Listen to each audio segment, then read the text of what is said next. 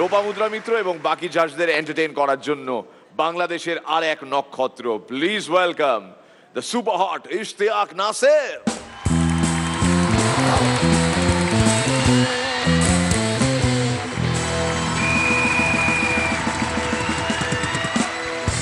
আজকে শুরুতে আবারও এক অদ্ভুত সত্য, আপনার বয়স যতই হোক না কেন, কোনো শিশু যদি আপনার হাতে একটা খেলনা মোবাইল তুলে দেয়, তাকে খুশি করার জন্য একবার হলেও আপনি হ্যালো বলবেন।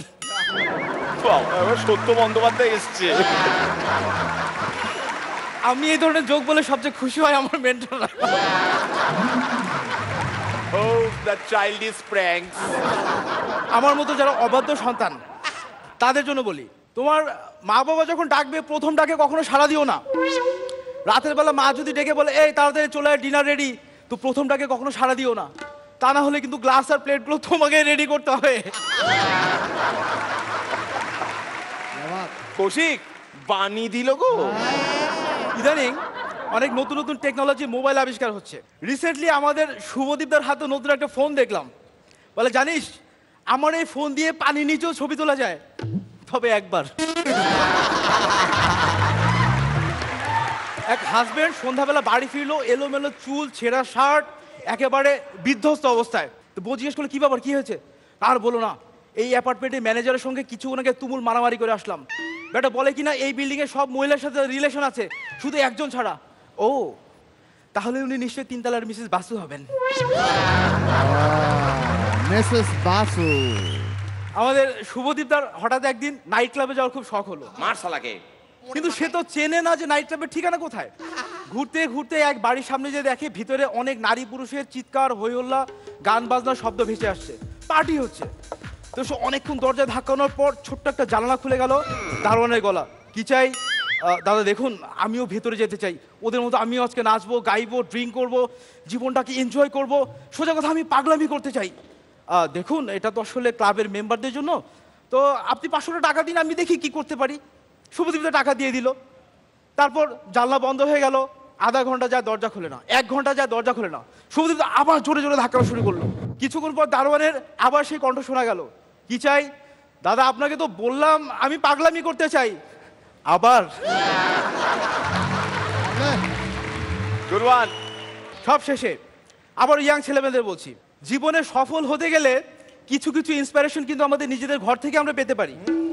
যেমন ধরো ঘরের ছাদ বলে জীবনের লক্ষ্যটা সবসময় উঁচুতে রাখবে, ফ্যান বলে সবসময় মাথা ঠান্ডা রেখে কাজ করবে, ঘড়িটা বলে জীবনের প্রতিটা মিনিট খুব মূল্যবান, জানালা বলে পৃথিবীটাকে ভালো করে দেখতে শেখো, দরজা বলে জীবনে কোনো সুযোগ আসলে তা কখনো মিস করো না, সবশেষে বিছানা বলে ধর আগে সবগুলো ঢপের কথা, চুপচাপ শুয়ে ঘুমিয়ে পড়ো।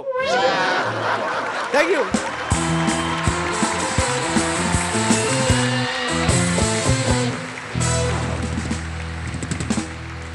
সত্য বন্দ্যোপাধ্যায়, তোমার পারফরমেন্স আজ আমাদের খুব ভালো লেগেছে, দারুণ, এক্সেলেন্ট।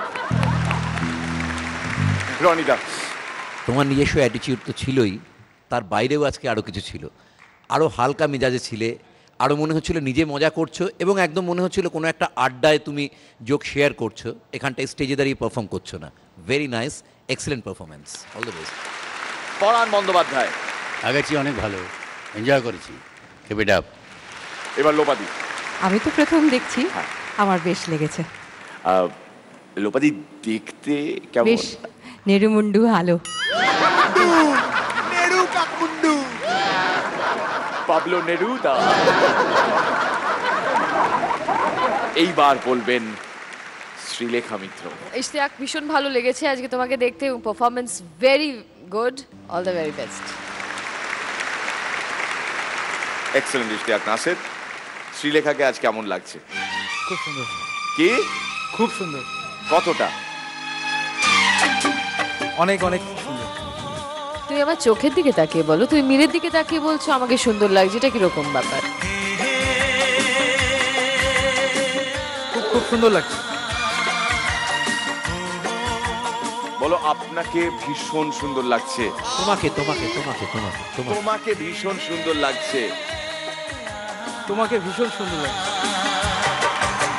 कितना हसीन चेहरा कितनी प्यारी आंखें তো ন্যাকামো হচ্ছে না, যাও। आंखें हैं आंखों से छलकता प्यार कुदरत ने बनाया होगा फुर्सत से तुझे मेरे